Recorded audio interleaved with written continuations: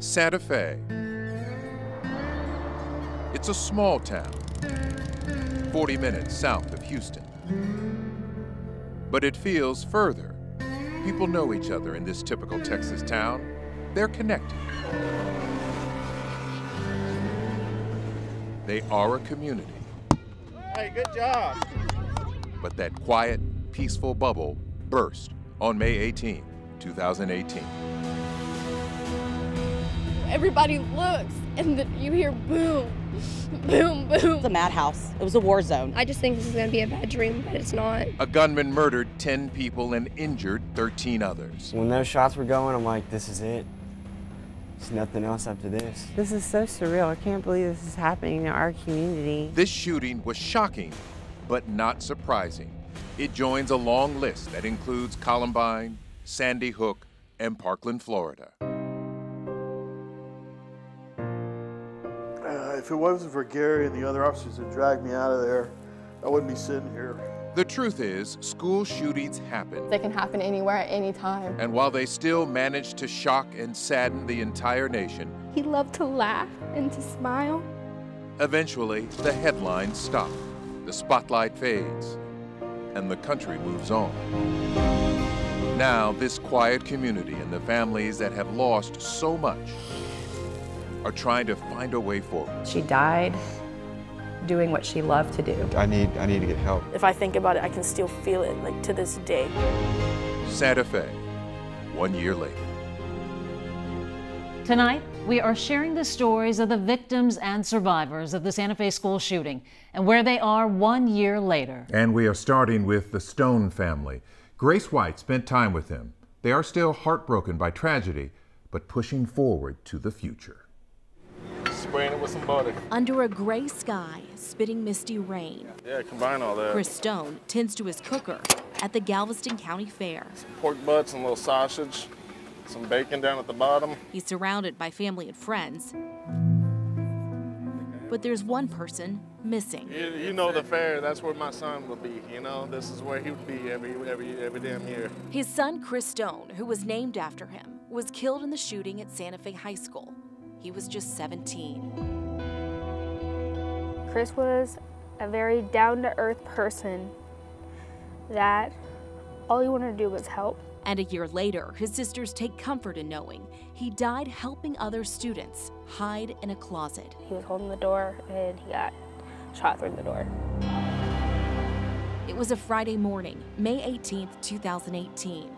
Most students were already in their first period class. For Santa Fe High School, need you to stay. School shooting, have an active shooter, several people down. A student walked into the high school wearing a trench coat and carrying 2 guns and began shooting in an art classroom. If you're just joining us, reports of an active shooter on the Santa Fe High School campus. The campus is on lockdown. He killed 10 people and injured 13 others, casting the small Texas town into the national spotlight. And I just keep thinking that I'm going to wake up and it's going to be all over, and it didn't happen. I just think this is going to be a bad dream, but it's not. The first calls to police came in at 7:32 that morning. 30 minutes later, police had the shooter in custody. But there were still explosives, pipe bombs found inside the school. Reaffirm that Santa Fe is detained and in custody and possible IEDs on property. While police cars and ambulances raced to the school, Mercedes Stone, Chris's sister, was babysitting when she got word of the shooting. Instantly, I don't know why, I just knew something happened to Chris. Like, it was a gut, terrible feeling, like, and I still, if I think about it, I can still feel it, like, to this day. By 1 o'clock in the afternoon, Governor Greg Abbott arrived and confirmed 10 people were killed. We come together today as we deal with one of the most heinous attacks that we've ever seen in the history of Texas schools. But as the hours ticked by, families like the Stones were still waiting and holding on to hope.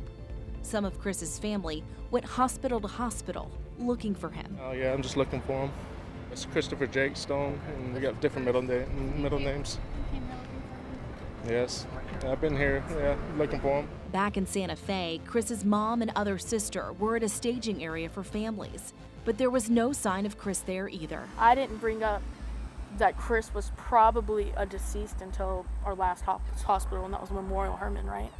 And we walked in, and on the TV, it's being on the news, 8 confirmed deceased, and I was like, There's 8 confirmed deceased, and Chris has not called us, and it's 11 o'clock.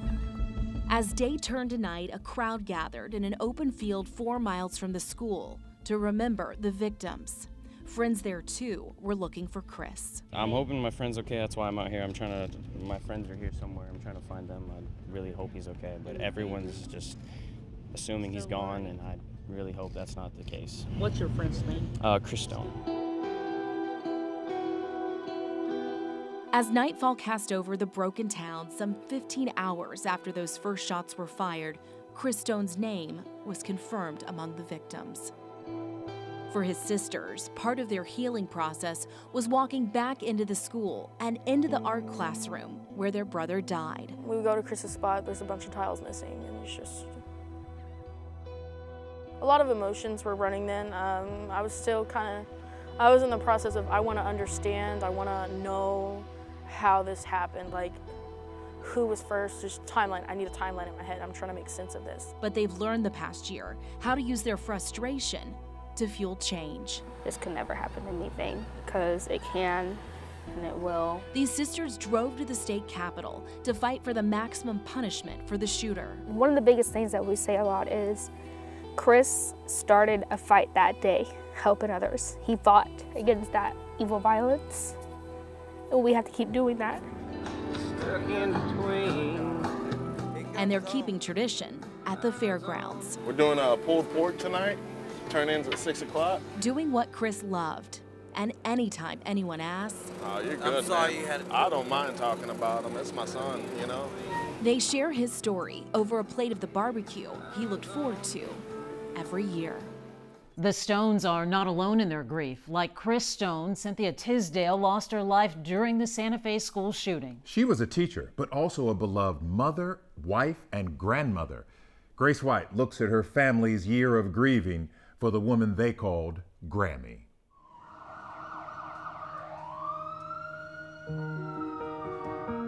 There's not a day that goes by that, we all don't think about that day. Gathered round the kitchen table. She would go out of her way to help others. It's been a year since this family lost their Grammy. I tell them all the time, I'm lost without my best friend. Cynthia Tisdale was one of the substitute teachers killed at Santa Fe High School. I didn't think it would happen to us. I didn't think that it was true. But to her family, her chicken and dumplings is what made her famous. You want dumplings? You're gonna get dumplings. She was the matriarch of a family deeply rooted in Santa Fe. It's where her grandchildren go to school. Her daughter-in-law is an elementary school teacher, and her son, a League City police officer, who when he heard there was a shooting, just went. So I grab my vest and I take off. And I said, have you found Mom yet? And he said, no, we're still looking. I kind of knew the guys shielded me from the information for a while, just so I could continue to work. My mom texted me, I remember, and she said, y'all need to come home, right now, we have something to tell y'all. They buried Grammy a week after the shooting, on her 64th birthday. It was crazy after that, it was a rough couple days. 5 months later, they lost Grammy's husband, who they called Poppy. So that day killed him as well. Dealing with the grief hasn't been easy. It comes in waves. I think some days you're like, we really have been through it all. But then you think, you got to keep going. They've made it through this past year by focusing not on the loss, but on what they gained. Grammy was always taking care of someone else. She just was a very selfless person. Even in the note she left the morning of the shooting for her husband. Had to go meet teacher. I love you. Hope you feel better today. Love, Mom. Left you breakfast. Before we go to break, we want to take a moment. Yeah, we want to remember the 10 people who were killed at Santa Fe High School 1 year ago today.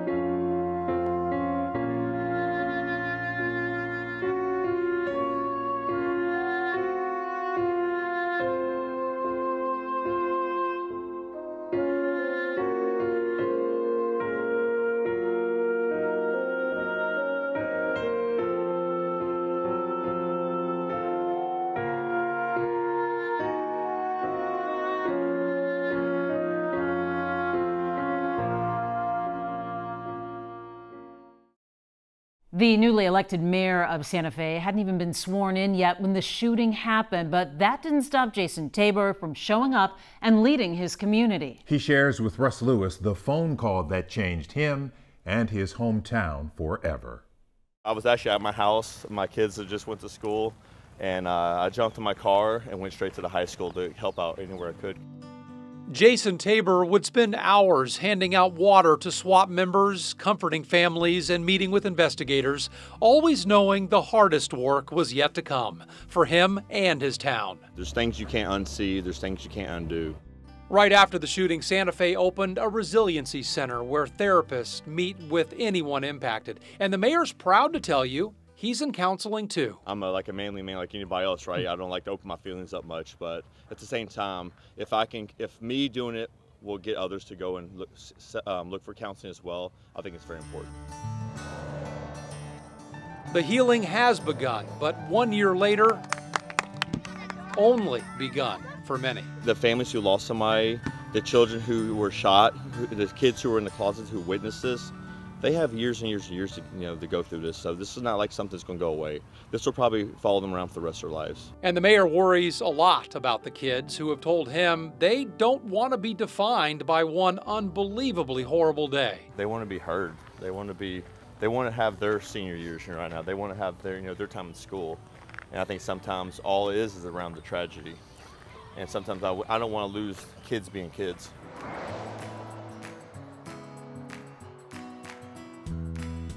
And Santa Fe doesn't want to lose its identity either. After all, this is the town that fought for the right for school prayer before the U.S. Supreme Court, a community where neighbors are family. We help each other out. It's what we do here. And even more since the tragedy, that we help, somebody's hurting, somebody needs help, somebody needs food, somebody needs shelter, anything you need. That's who we are. We do that. Santa Fe is strong, and people here will tell you that's a lot more than a few words born out of violence. Going forward, Jason Tabor knows the strength needed to heal is more than one mayor can deliver. And the same community that's got my back, they're holding me up as well. Because I don't have the magic, to be able to do as well. I myself get weak sometimes, and it's very emotional, but we're all in this together, and we're all going to heal together. Being a leader during and after a tragedy like a school shooting is difficult. There is no playbook. There's no easy path forward. I sat down with the principal of the high school to talk about how she is leading the school forward as an educator and a mother. How often do you think about that day? Well, to be honest with you, a lot. How did you know there was an active shooter? When did you realize it? I was in the office area when the fire alarm got pulled, and so our procedures are to go make sure all of our students are, safe and out of the building. After I came out of oh my God, what is that? It echoes through the building pretty loud. And so then I realized what was happening. Then definitely my mind immediately went into, okay, I've got to get the police, because we had police on campus, and I knew where they were, and then get the kids to safety, which was additionally scary, because I knew the fire alarm had been pulled, and I was afraid for that. So it became a very focused effort right after that. I don't know that I had a lot of time to think through it until later. What have been the most difficult days? First few days of school were rough. Then we got into our routines and started realizing that we can make it through. First fire drill, obviously, that would have been a tough day. That was a tough day. Some of the activities that maybe some of the kids were in, for instance, we had a football player, so first football game, things like that would come up all through the year. And then now, that 1 year marker date is coming up, and so. Have you had those days where you didn't want to show up? I think I'm human just like everyone else, and going through something like this is difficult, and watching the kids that you've loved. I mean, I've worked in this district for a long time, and so I've watched these kids. In fact, the graduating seniors last year I had since they were in 6th grade, because I was their junior high principal and then came to the high school.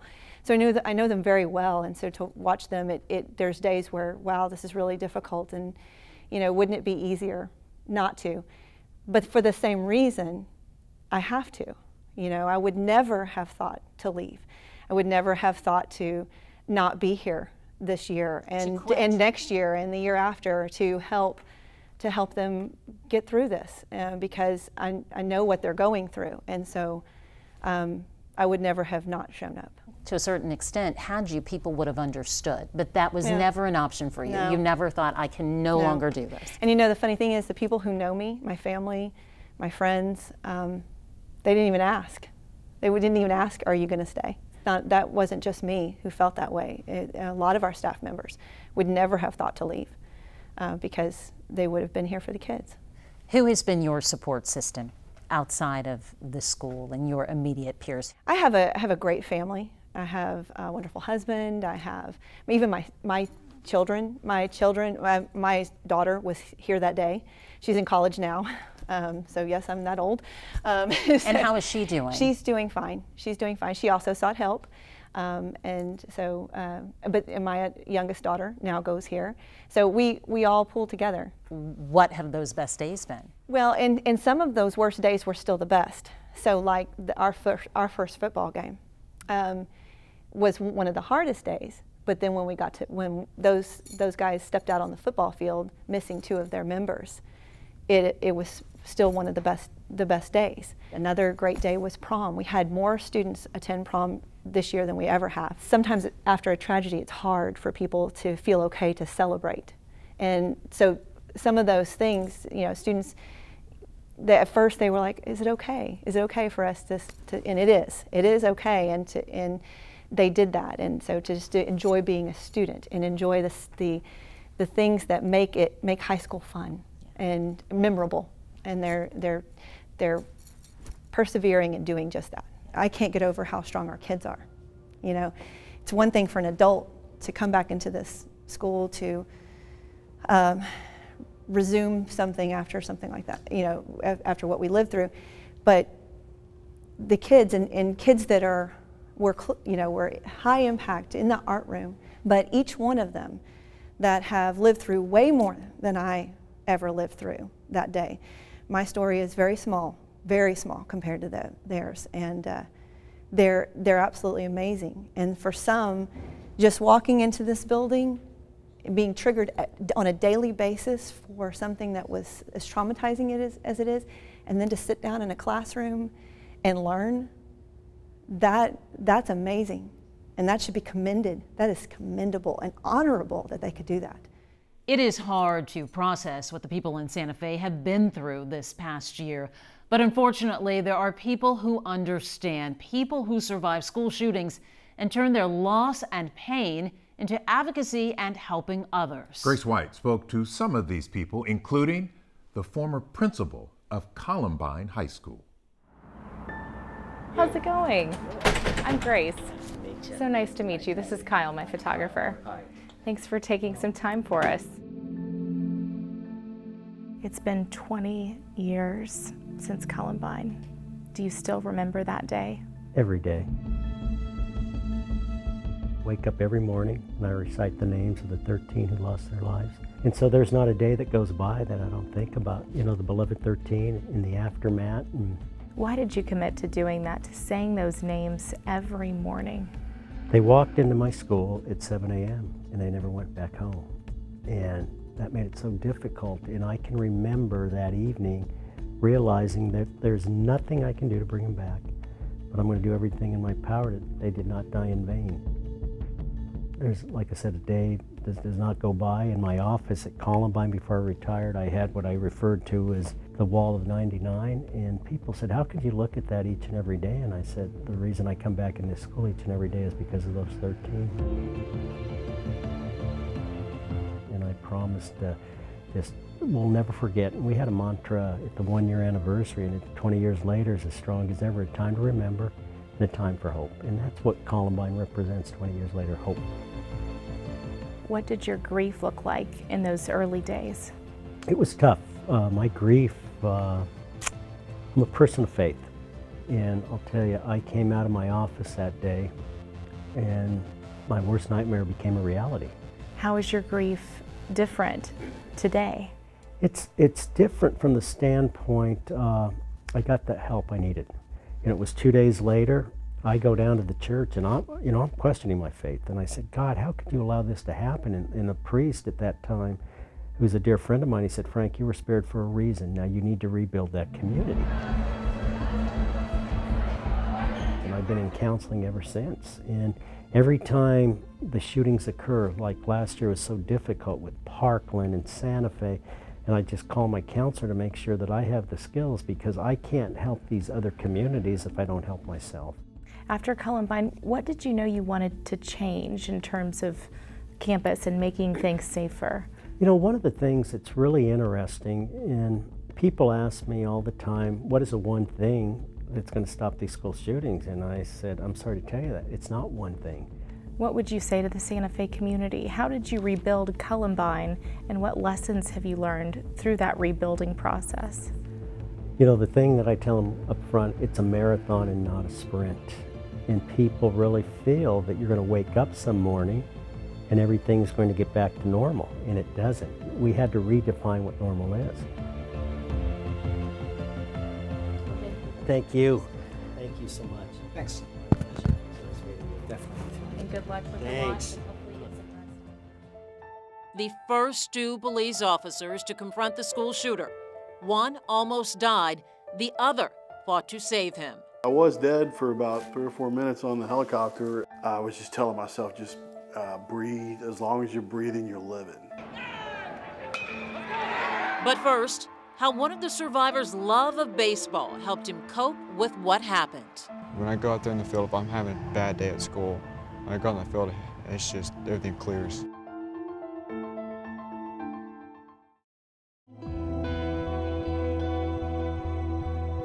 Next, the story of a survivor. Trenton Beasley hid in the art room closet the day of the shooting. 2 other classmates died in that closet. A bullet grazed his chest. Now, a high school junior, he is learning that getting through that day was just the beginning of his journey. Trenton Beasley loves baseball, and it's the one thing he's turned to get his mind off the shooting. When I go out there in the field, if I'm having a bad day at school, when I go out in the field, it's just everything clears. But at first, it wasn't easy. The images Trenton saw that day at Santa Fe High School haunted him. And there'd be days when I'd wake up in the middle of the night, crying, screaming, because I thought I heard something, and it was just a nightmare or a dream. That's when Trenton decided he needed counseling. And I could tell a difference now to, like, if you dropped a glass bottle, I'd tell myself, it's a glass bottle, calm down. Just kind of recognize. I've learned to recognize the sounds and tell myself and calm myself down in those situations. And as a parent, it's real hard to see your son go through something like this. Trenton's mom credits his coaches for helping him cope. One of his baseball coaches has been his rock. Stayed on the phone with him night after night after the shooting, talking to him on the phone, reading scriptures from the Bible with Trenton. He's also made connections in unexpected places. On a trip to Florida, Trenton made a pit stop in Parkland to drop off a baseball. I just wrote a little thing saying, you're not alone. The simple note fostered a friendship with a Parkland coach over a shared love for baseball and a similar tragedy. It's just kind of like the same thing, like knowing that you're not alone, knowing that they've gone through it and they understand what you're going through. The 2 exchanged T-shirts, and on the 1-year mark for Parkland, Trenton wore theirs to show his support. Back on the field, Trenton says it's his teammates that put him at ease. They know what I'm going through, and I always know that they're going to be behind me no matter what. And he hopes other students can learn from what it took him to get back in the game. To let others know that if you're going through something like this, you're not the only one going through it. That it's affected more people than you can ever think. It's affected people from other states. I've talked to people that messaged me and told them that it's made them look a different perspective, knowing that it could happen to them. The 2 moms you are about to meet understand grief and have lived with it for the last 6 years since their daughters were killed at Sandy Hook Elementary. Somehow they took their pain and loss and channeled it into becoming advocates and activists for school safety. I'm Michelle Gay. I'm Executive Director and co-founder of Safe and Sound Schools. I'm the mother of Josephine Gay, who was tragically killed in the Sandy Hook tragedy. I am Alyssa Parker, and I lost my daughter, Emily Parker, at the Sandy Hook school shooting as well. These two moms turned tragedy into action. There was no conscious decision to do this. It just organically happened. All of our conversations circled around the things that we were learning, the improvements that could be made, how schools could really raise the bar. And we just felt like the conversations had been so polarized and talking in the political realm, and we felt like we were missing an opportunity to really learn from this tragedy. And so as those conversations continued to happen, this idea popped in our heads, and it was just, well, let's start telling people. So they did. 6 years later, they are fighting for safer schools, sharing their stories, their lessons learned. I'm proud of the two of us. If I'm being honest, you know, this has been a really tough journey for the two of us, and there was a lot of people who underestimated. Two moms, yeah. Two moms, but also underestimated our message.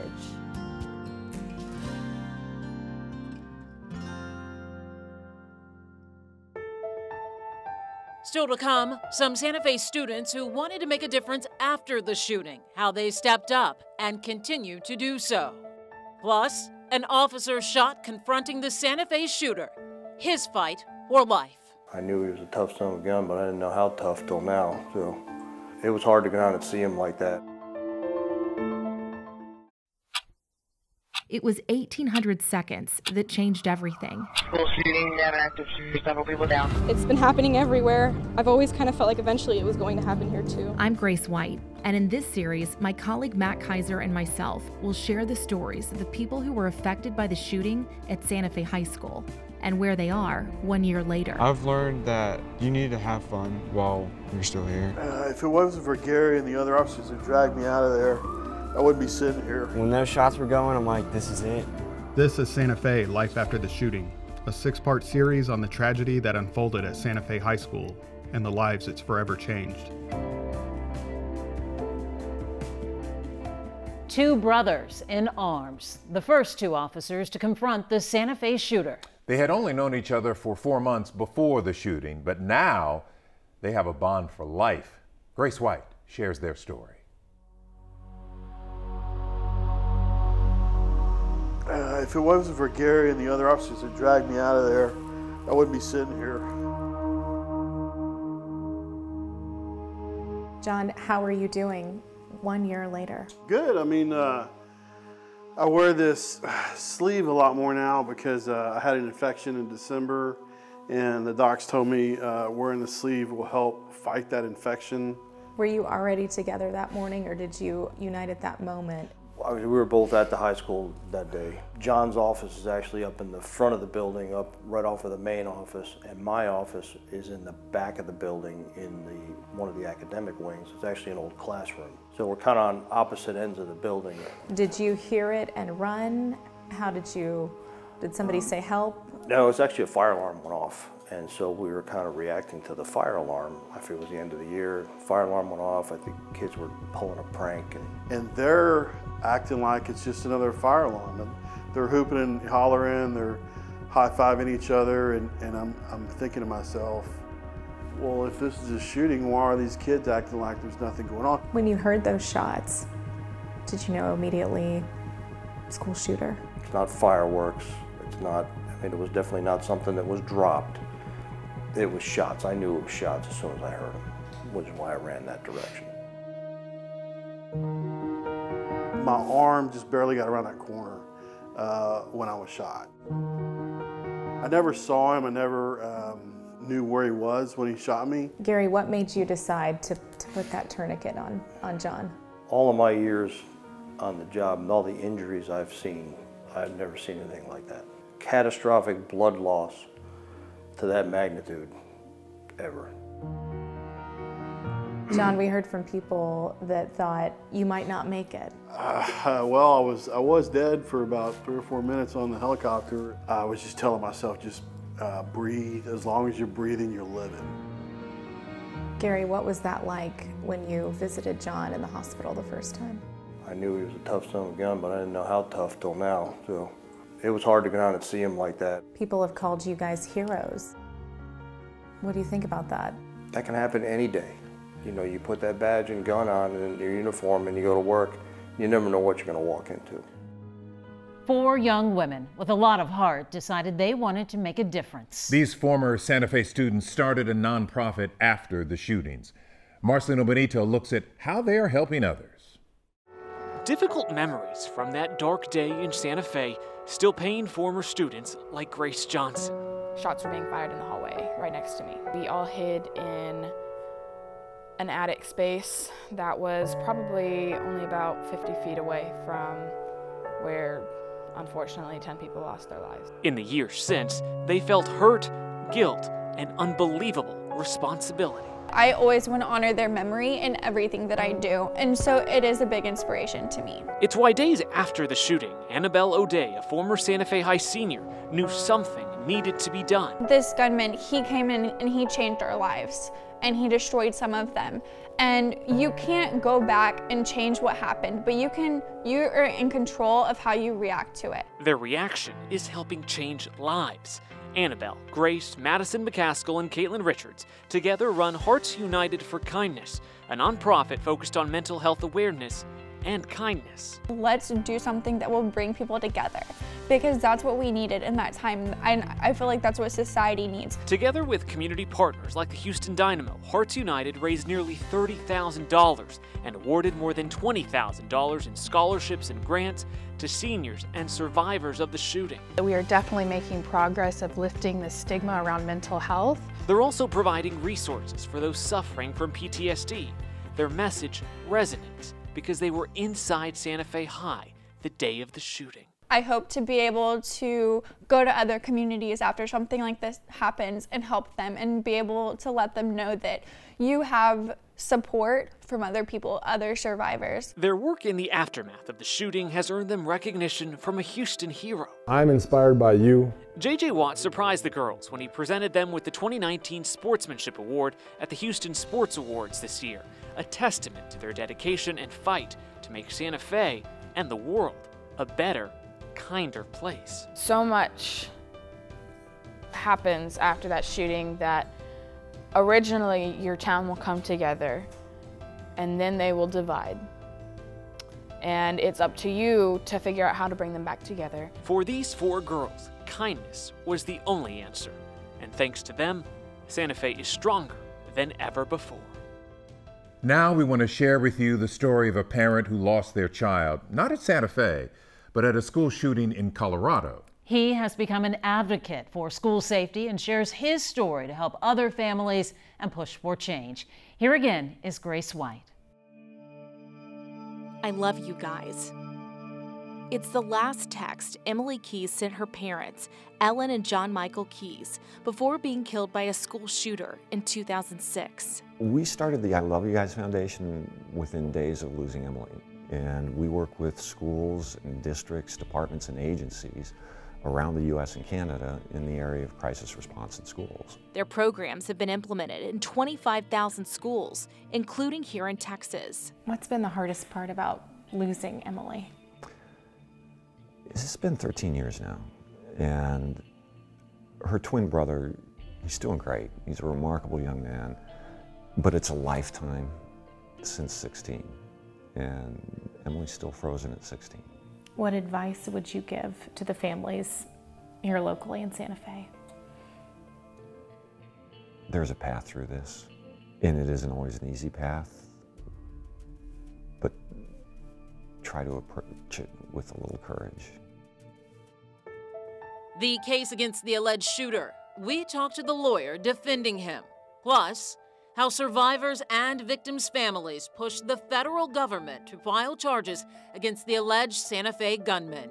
I just want to thank everyone in the nation who has stood up for Santa Fe. So far, we've focused on the victims and survivors of the Santa Fe shooting. Now, a look at the accused gunman. There are 2 different courts seeking justice. The first one is out of Galveston County. A judge granted a change of venue. His defense attorney calls that a victory, and he spoke with Jason Miles about the case. From his small law office near the Kemah Boardwalk, defense attorney Nick Pale prepares for a very big trial. Capital murder of two or more persons and aggravated assault on a peace officer. Pale is representing Demetrius Pagarchis, the now 18-year-old accused of killing 10 people inside Santa Fe High School. The last several months have been about reviewing discovery, reviewing the evidence. There were obviously hundreds of witnesses, hundreds of witness statements. Pale admits that questioning whether his client was the culprit is not part of his planned defense. I don't anticipate making any factual disputes about what's alleged to have occurred, no. He says much of what he'll seek from a jury will be based on the results of extensive mental and physical evaluations, and he and his team are relieved that jury will come from somewhere other than Galveston County. Far too many people, new people or new people who knew people that were actually impacted. Pale says the change of venue request was primarily based on what he calls internet urban legend, made up of gossip and social media rumors about the shooting. The client's eventually going to be in front of a jury, and those people have to be open-minded and as unbiased as possible for him to have his right to a fair trial. A trial Pale expects will be lengthy, given the extremely weighty nature of this case. The Galveston County District Attorney's Office declined to talk about the case outside of court. The victims and their families were not content with just local charges being filed against the accused shooter. They pushed the federal government to get involved. May 18th, 2018 is a day that lives infamy locally, statewide, and nationally. United by a tragedy. 8 children were murdered, 2 teachers were killed in a mass school shooting. Santa Fe families who have endured unimaginable loss and pain finally got word their one request was granted. I just want to thank everyone in the nation who has stood up for Santa Fe. After calling elected officials, writing letters, and spreading the word on social media. It tells you that our system does work whenever there is enough outcry. These families forced change, and now the feds are stepping in. This is the only justice that I think that's legit, that should be served for us families. It matters because if the accused shooter was only tried locally, he could get parole after 40 years.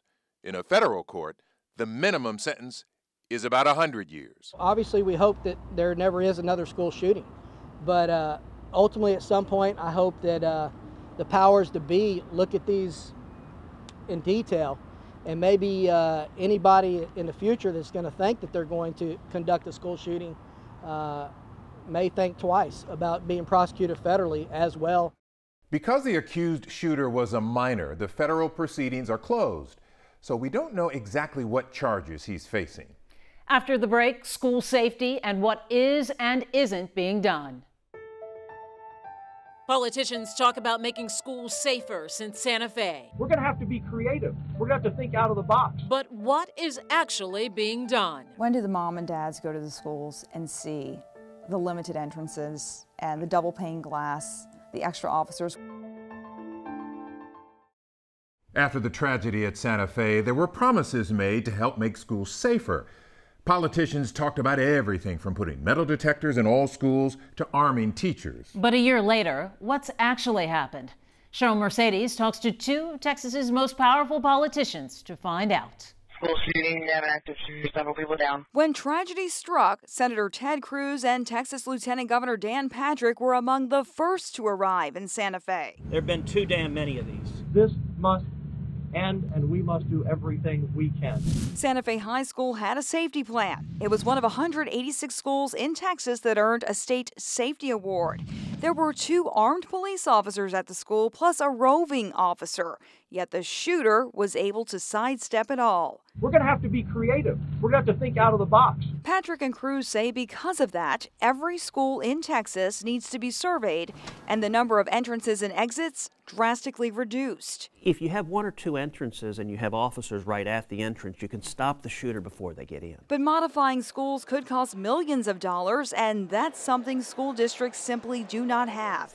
Patrick points to 2 bills passed this legislative session that he says can help make it happen. We've committed, again, almost $250 million in this budget. A portion of it comes from Senate Bill 10, which designates $100 million toward creating more training in mental health services. Senate Bill 11, known as the School Safety Bill, covers a number of proposals laid out in Governor Greg Abbott's school safety plan. Some of those include mental health professionals in Texas school districts, training and arming teachers, and identifying potentially dangerous students. The money is there. Patrick says school officials just need to ask for it. The money can flow pretty quickly. And some schools don't want metal detectors. I've had parents say, I don't want my school to look like a prison. Last year in Washington, Congress authorized nearly $1 billion for school safety measures, including adding metal detectors and armed police officers. It is something Senator KHOU had been pushing for since 2013. KHOU says the money is being distributed right now. When do the mom and dads go to the schools and see the limited entrances and the double pane glass, the extra officers? When do they see that? Look, all of that is going to happen district by district as they apply for these funds. How quickly can it happen if everything's done on time by every district? It should happen sooner rather than later. In the next year, say next school year? Look, I'd like to see it happen tomorrow. 5 years? It should be much faster than that. There is a simple reality that the giant machinery that is government does not move as fast as sometimes we would like. Since talking with us, Senator KHOU on Wednesday announced 2 new bills he's pushing he says will make schools safer. He announced the bills after reading the names of the victims of the Santa Fe shooting. Christopher Stone, Cynthia Tisdale. One piece of legislation called the School Safety Enhancement Act would allow school districts to apply for grants to pay for metal detectors and bulletproof doors, and developing a system for sharing information between schools, law enforcement, and parents. The second bill is the Protecting Communities and Preserving the Second Amendment Act. That would strengthen criminal background checks and provide stronger laws to prosecute felons who try to buy guns. When we come back, images of Santa Fe, then and now.